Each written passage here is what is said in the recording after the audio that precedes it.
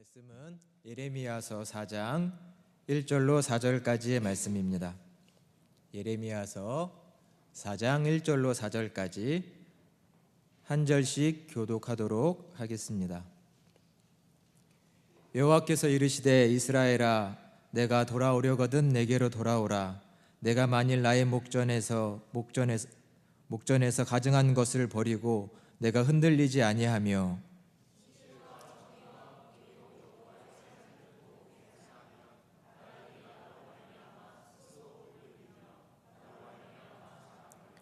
여호와께서 유다와 예루살렘 사람에게 이와 같이 이르노라. 너희 묵은 땅을 갈고 가시덤불에 파종하지 말라.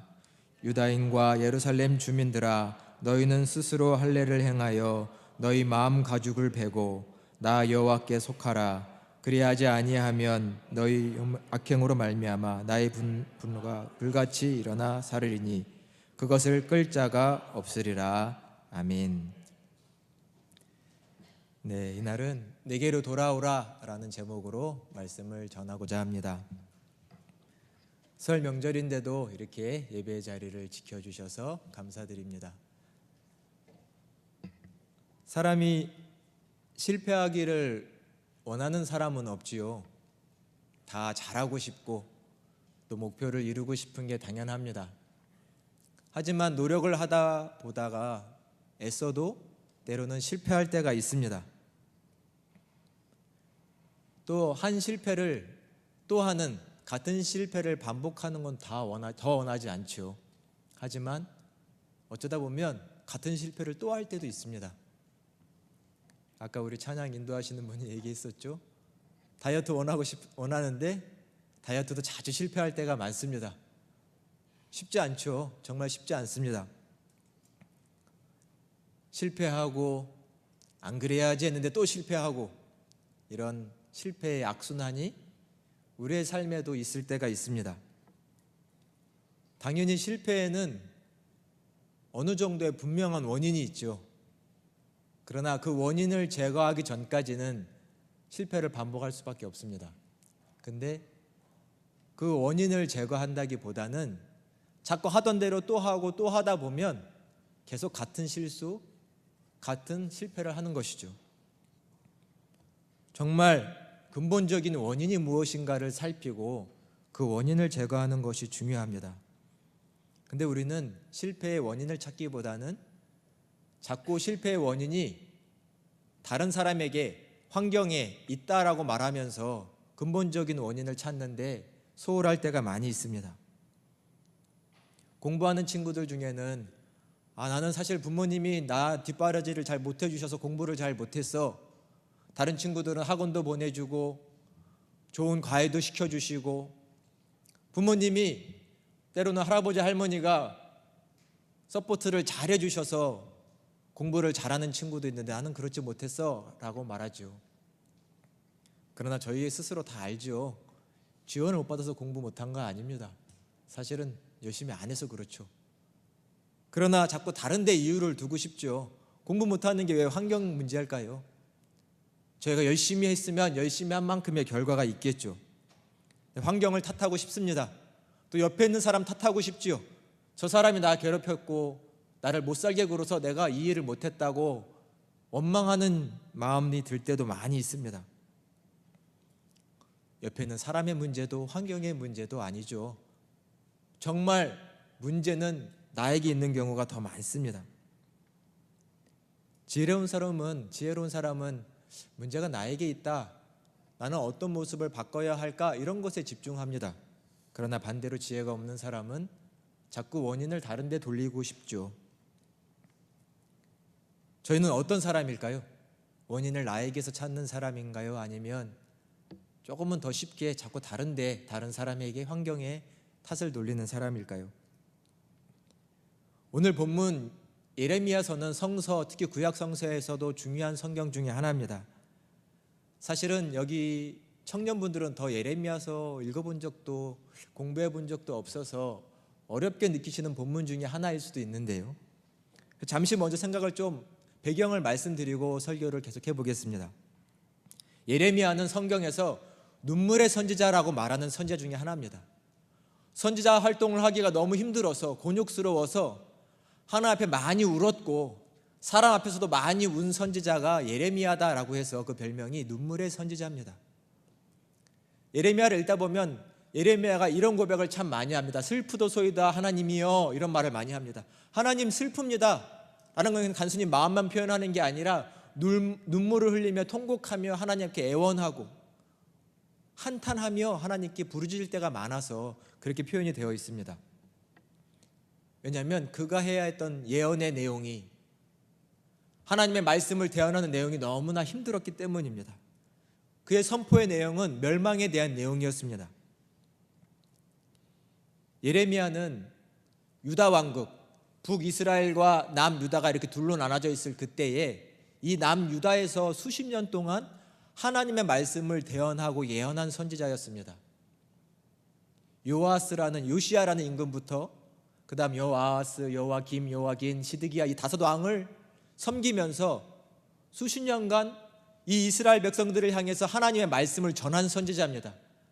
그 내용은 뭐냐면, 너희가 하나님을 신뢰하지 않고 하나님을 떠나면 저 북이스라엘이 망한 것처럼 너희도 망할지 모른다라는 것입니다.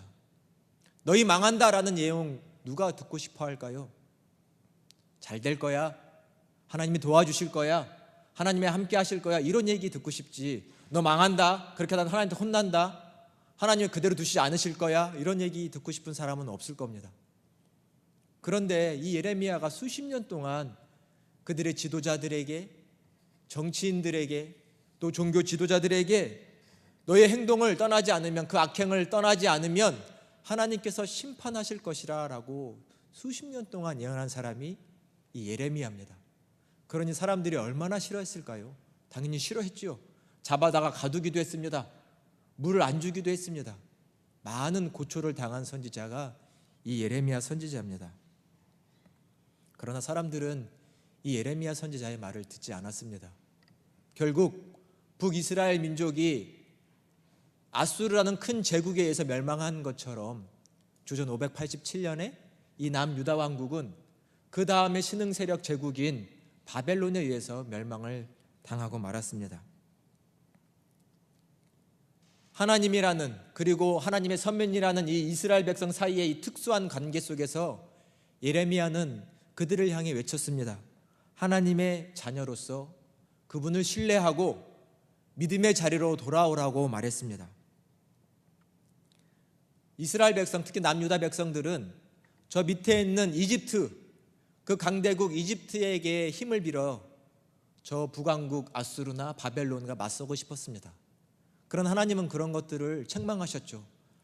저 강대국 이집트를 의지하지 말고 살아계신 나를, 하나님이 나를, 전능한 자인 나를 의지하라고 말씀하셨습니다. 그러나 그들은 저 강대국 이집트를 의지하고 싶었고, 또 한편으로는 말씀대로 살지 않으면서도 이곳에 성전이 있지 아니하냐, 이곳이 예루살렘이 아니냐, 하나님의 성전이 여기 있으면 하나님께서 우리를 버리시겠느냐라고 하면서 잘못된 종교관, 신앙관을 가지고 살았습니다. 설마 이곳이 망하겠어? 여기에 성전이 있는데, 수십 년간 지어온 이 아름다운 성전이 여기 있는데 설마 하나님께서 이곳이 무너지게 망하게 하시겠어? 잘못된 신앙관에 사로잡혀 있었습니다. 그러나 성전을 포함한 모든 예루살렘이 쑥대밭이 되었죠. 왜냐하면 그곳이 하나님을 섬기지 않는다면, 그곳에 드려지는 예배와 제사가 하나님 뜻대로 이루어지지 않는다면 그것은 하나님 앞에 아무것도 아니었습니다. 정말 중요한 것은 사람들이 하나님을 의지하고 신뢰하는 것이지요. 우리 3절과 4절 말씀을 같이 한번 봉독하겠습니다. 3절과 4절 말씀입니다. 여호와께서 유다와 예루살렘 사람에게 이와 같이 이르노라. 너희 묵은 땅을 갈고 가시덤불에 파종하지 말라. 유다인과 예루살렘 주민들아, 너희는 스스로 할례를 행하여 너희 마음 가죽을 베고 나 여호와께 속하라. 그리하지 아니하면 너희 악행으로 말미암아 나의 분노가 불같이 일어나 사르리니 그것을 끌 자가 없으리라. 아멘. 하나님께서는 너희 묵은 땅을 갈아엎으라 라고 말씀하십니다. 무슨 말씀일까요? 묵은 땅을 갈아엎고 가시덤불을 제거해라. 하나님의 심판의 경고를 하시면서 농사를 어떻게 지어야 되는지 말씀하시는 건 당연히 아니겠지요. 그것은 비유입니다. 당연히 묵은 땅은 우리의 마음밭을 말한다는 것을 사절에서 알 수 있죠. 너희 마음의 할례를 행해라 라고 말씀하십니다. 육신의 가죽을 베는 게 아니라 마음의 가죽을 베는, 하나님께 드리라라는 말씀이지요. 농사를 지을 때는 일단 첫 번째로는 땅이 중요합니다. 종자를 뿌릴 땅이 아주 좋아야 하죠. 그리고 두 번째로 중요한 건 좋은 종자입니다. 씨앗이 중요합니다. 씨앗이 아주 열매를 잘 맺을 수 있는 건강한 씨앗이어야 하죠.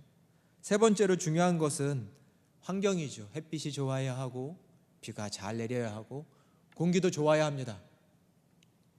특별히 오늘 말씀에서는 이 땅의 문제를 말씀하시는 거예요. 좋은 열매를 맺을 수 있는 땅의 문제, 특별히 마음의 문제를 말씀하고 계십니다. 버려진 땅은, 사람들이 관리하지 않아서 방치된 땅은 당연히 잡초가 무성하게 자라기 마련입니다.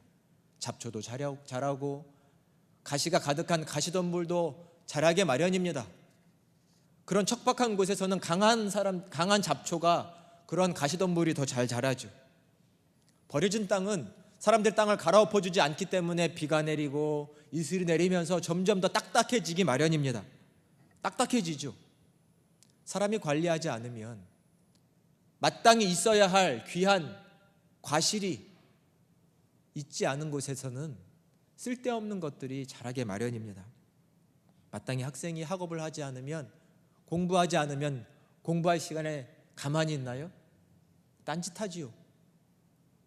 열심히 일해야 할 직장인이 일하지 않으면 뒤로 이상한 일들 하게 마련입니다.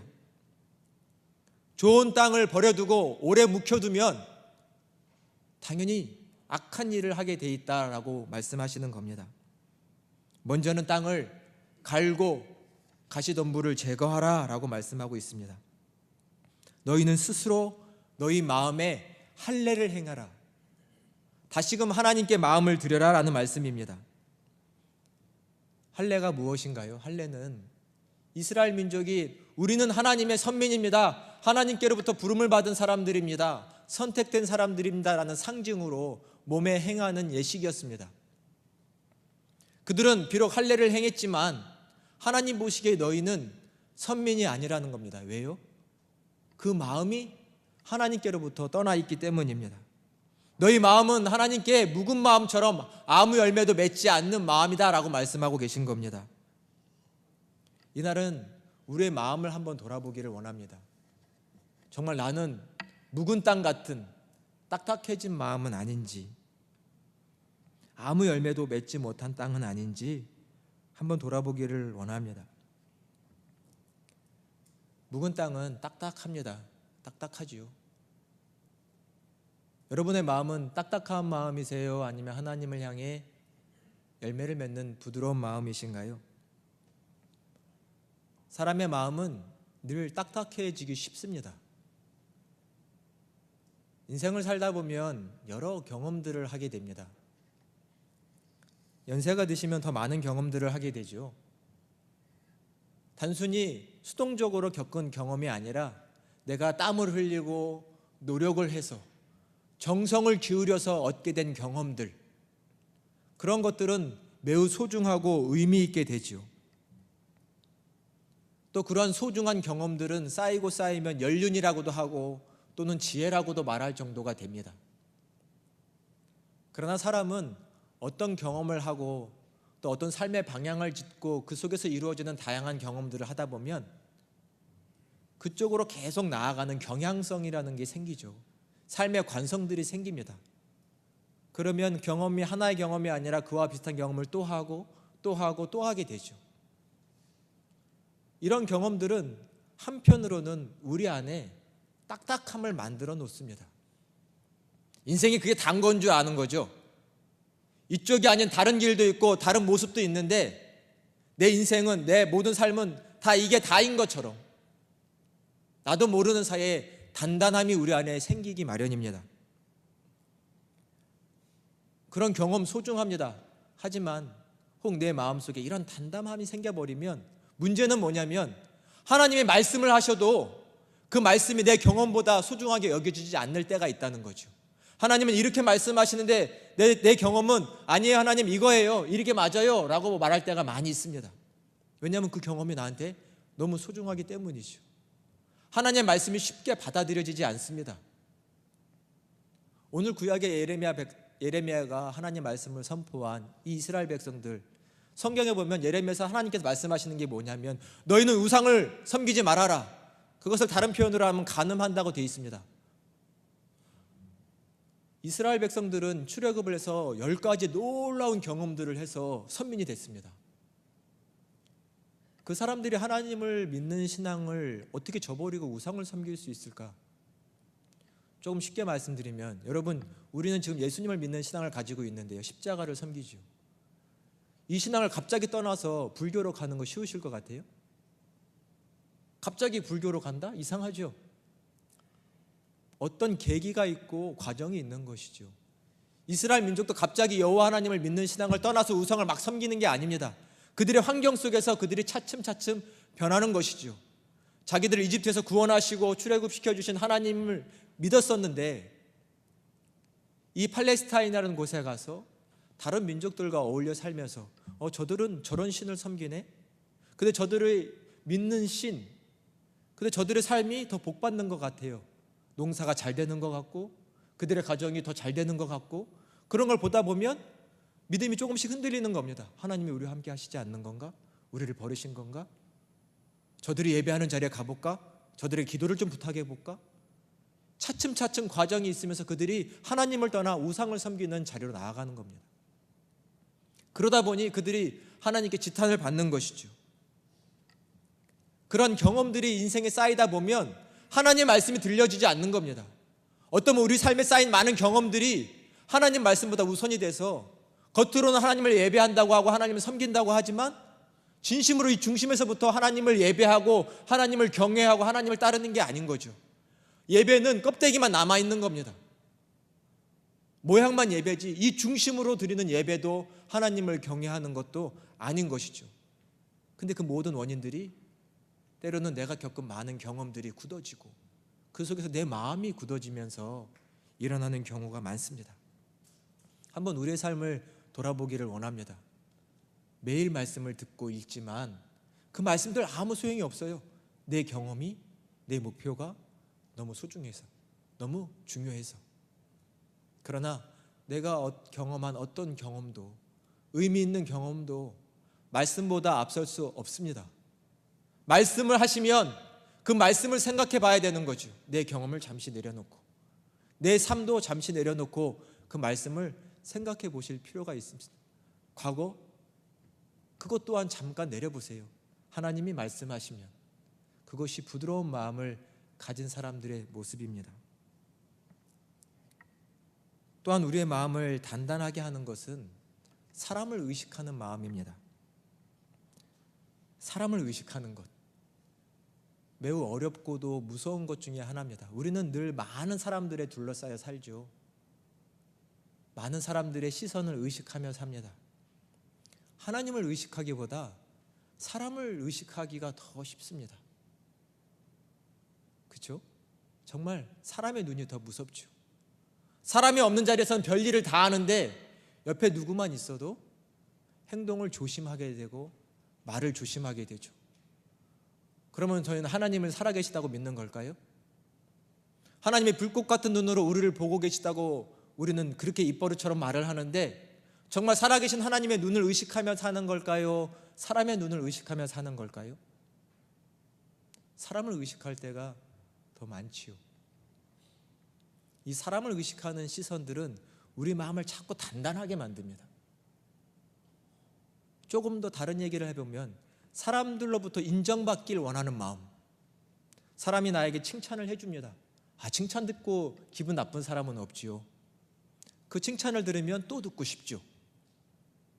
또 듣고 싶고 처음에는 나는 그런 사람 아니야, 과분한 칭찬을 들었다라고 생각을 하지만 한두 번 듣다 보면 그런 사람인가 생각도 들고 언젠가는 칭찬을 안 들으면 이상하고 인정받고 싶은 마음이 많아집니다. 또 인정을 받다 보면 내 마음은 점점 단단해지고 굳어지고 딱딱해지죠. 교만해지기 쉽습니다. 그러는 사이에 내 마음속에서 하나님을 향한 마음이 점점 사라질 수도 있는 거죠. 제 얘기를 잠깐 해드리면, 어느 날 저한테 누군가가 그런 말을 했어요. 오늘 설교가 별로셨어요, 이런 거예요. 오늘 설교가 별로셨어요. 제 반응이 어땠을까요? 제가 생각해도 만족스럽지 못할 반응을 했습니다.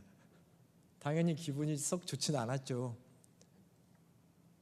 저녁에 이제 그 얘기가 계속 귀에 맴돌아서 생각도 하고 기도도 하고 그런 시간을 좀 가졌어요. 처음에는 기분이 나쁘다가 곱씹고 생각을 하다 보니까 그게 하나님의 음성으로 들려지더라고요. 하나님의 음성으로 들려졌어요.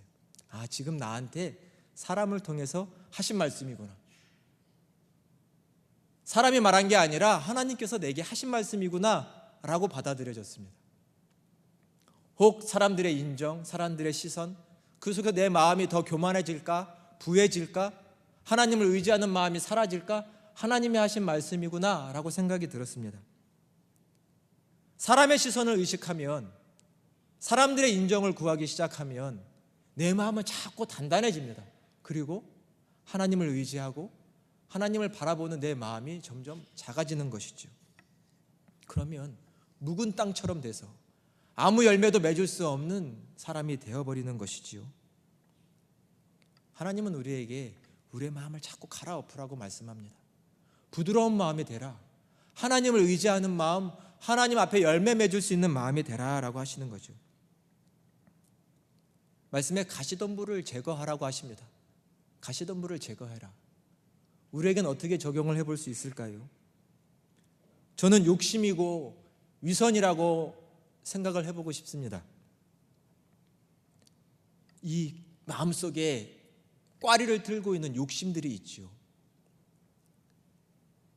교회 생활을 하다 보면 저를 포함해 이것은 교회를 위해서 한 일이야, 주님을 위해서 한 거야, 저 사람, 저 형제와 자매를 위해서 한 거야 라고 말하면서 한 행동들이 많지만, 조금만 생각해보고 돌아보면 결국 나를 위해서 한 일들이 더 많습니다. 내 자리를 위해서, 내가 인정받는 것을 위해서, 내가 괜찮은 사람이야 보이고 싶은 건 마음, 우리 안에는 그런 욕심들이 많이 있습니다. 또 그 욕심을 티 안 내고 싶어서 또 많이 가리죠. 위선적인 마음도 많이 있습니다. 이런 욕심들이 우리 마음속에는 가시덤불같이, 그 뿌리같이 깊게 뿌리박고 있어서 쉽게 올라와 자라고 그 모습을 드러낼 때가 많이 있죠. 이 욕심의 가라지 뿌리 같은 것들, 가시덤불 뿌리 같은 것들을 제거하는 것은 참 쉽지 않습니다. 왜냐하면 마귀는 여전히 살아있어서 우리 마음속에 이런 가라지들을 뿌리고 우리 마음속에 유혹을 하고 이 욕심을 갖게 만들기 때문이죠. 하지만 우리는 계속해서 이 가라지들, 가시덤불 같은 이 뿌리들을 제거할 노력을 해야 됩니다. 우리 갈라디아서 5장 24절 말씀을 한번 찾아서 같이 읽어볼까요? 갈라디아서 5장 24절입니다. 갈라디아서 5장 24절 같이 한번 봉독하겠습니다. 그리스도 예수의 사람들은 육체와 함께 그 정욕과 탐심을 십자가에 못 박았느니라. 아멘. 그리스도 예수의 사람들은 육체와 함께 그 정욕과 탐심도 십자가에 못 박았다. 우리의 탐심이 있습니다. 우리의 욕심이 있지요. 정욕이 있습니다. 이것 또한 십자가에 못 박을 수 있어야 되는데 어떻게 이게 가능할까요? 원하죠. 저희 원합니다. 욕심 내고 사는 사람 없죠. 그리스도인인데 내 욕심만 챙기며 사는 사람이 없습니다. 그걸 말하는 게 아니라 나도 모르는 사이에 불쑥불쑥 내 안에서 막 올라오는 욕심들이 있죠. 이기심이 있죠. 도대체 이런 것들은 어떻게 제거하며 살 수 있을까? 여긴 젊은 분들만 앉아 계시니까 농사 지은 경험들이 별로 없으시죠? 저는 그래도 어릴 때 집에서 이렇게 텃밭도 있고 농사도 지어본 적도 있고, 그런데 농사를 좋은 밭을 막 일구고 가꾸려고 하면 정말 정성스러운 농부들은 어디까지 하냐면 흙을 다 손으로 만져서 속에 있는 잡초 뿌리까지 다 하나하나 다 걸러내기까지 합니다. 손으로 손을 다 만져서 뿌리 하나까지 손에 잡히는 작은 뿌리까지 다 걷어서 버리는 거예요. 왜요? 그것들이 나중에 자라서 내가 심은 종자가 잘 자랐는데 방해를 하기 때문이죠. 내 안의 마음을 살펴보는 작업들이 필요합니다. 나는 뭐에 약한가? 사람마다 약한 부분들이 다 있습니다. 사람마다 욕심을 내는 부분들이 다 있죠. 나는 뭐가 약한가? 어느 부분에 욕심을 내며 사는가? 여러분 한번 생각해 보신 적 있으세요? 없으시다면 한번 생각해 보시기 바랍니다. 내가 약한 그 부분이 꼭 있습니다.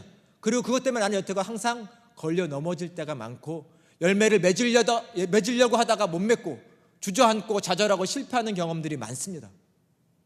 그런 가시덤불 하나하나 제거하는 노력이 필요합니다. 먼저는 살펴봐야 됩니다. 내 욕심의 근원이 어디에 있는가? 그 약한 부분을 살펴볼 줄 알아야 됩니다. 이 욕심을 내버리기 위해서 첫 번째로 필요한 것은 이 욕심이 나를 실패로 이끌 거다라는 것을 직시하는 겁니다. 우리는 이미 성서에서 그런 것을 다 알고 있죠. 욕심은 사람을 패망으로 이끌 것이다. 성경의 말씀을 못 들은 분은 없을 겁니다. 그러나 우리는 이것을 정말 직시하는 데 게으릅니다. 우리가 품은 이 욕심이, 이 정욕이 나를 실패로 이끌 겁니다. 또 실패로 이끌 것이고 넘어지게 할 겁니다. 이 생각을 자꾸 마귀는 갖지 않게 하는 거죠. 거짓말쟁이이기 때문입니다. 그러나 하나님이 살아계셔서 우리가 가지고 있는 이 욕심과 이 욕심에 의한 행동 때문에 우리를 자꾸 넘어지게 하십니다. 왜요? 사랑하는 자녀들이 욕심 부리며 살기를 원치 않고 악을 행하며 살기를 원치 않으시기 때문에 하나님은 사랑의 채찍을 들어 사랑의 징계로 우리를 실패의 자리로 이끌어 가실 겁니다. 욕심을 부린다면. 내가 품은 이 욕심이 나를 실패로 이끌 거라는 것을 직시할 필요가 있습니다. 그리고 그 욕심을 떠나서 진실로 하나님의 뜻을 행하고자 하는 마음을 갖게끔 기도하는 게 중요하죠.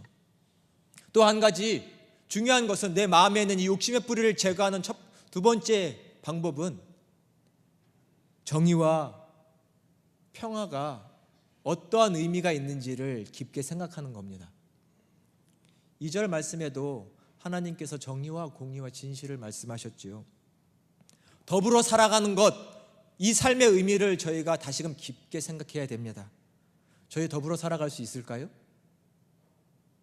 여러분 더불어 살아가고 계세요? 옆에 내 이 사람이 있으면 나는 살 수 있어. 우리가 함께하면 살 수 있어.